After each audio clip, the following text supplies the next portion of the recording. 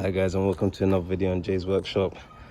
Today we're going to be working on the Chevrolet Captiva. It's basically got the same chassis as a Vauxhall Antiroll as well.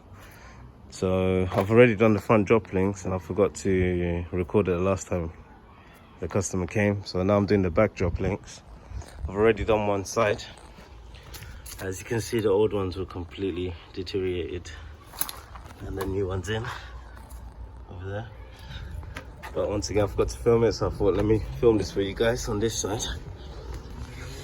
So that's the right there. So there's one nut over there and there's a nut underneath over here. Okay, so to work in here is very tight actually. So to remove the top one, you can't use a ratchet of any type with any short socket or whatever. I've tried it, it's too tight in there.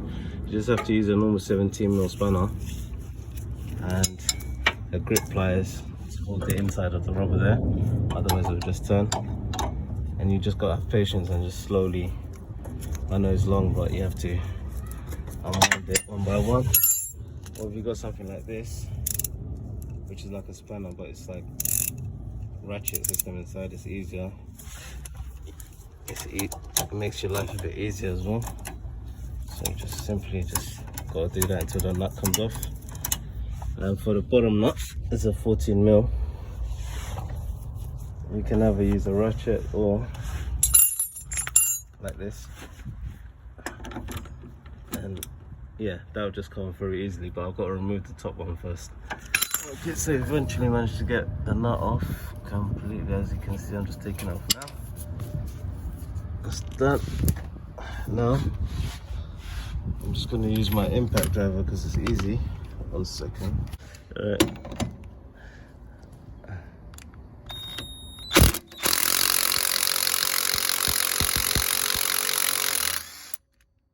Yep. That's the bottom nut off. I can take my grip pliers off now, like so. Take the old one out, like that. Just remember guys, when you put the new one, there's a rubber which will come with the new one. It actually goes under the chassis, like that. And then the nut goes behind it like that. So I'll show you anyway when I put the new one. So here's the new one. I'm just gonna release the top nut. Don't confuse the top nut with the bottom one because that's a self-tapping nut, so make sure you keep them separate. This one goes on the bottom and this is the bottom bushing I was talking about. It goes underneath this control arm, which I'll show you after. Okay, so we got this now. It's a bit tricky. You have to put that through the top, this hole, and then we need to get the top one in as well. To get the top one in is not easy.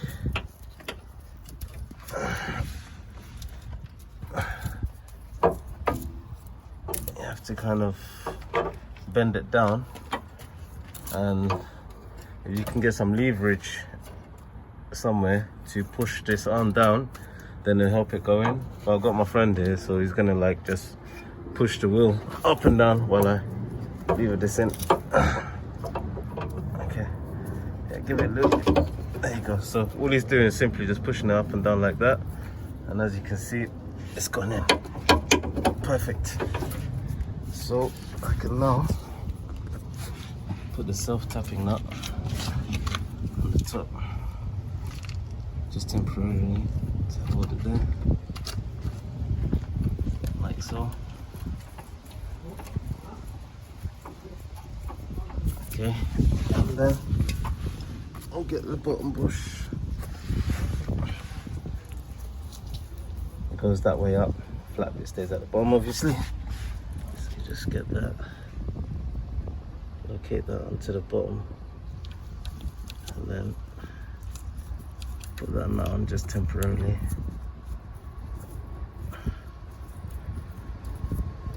Like so.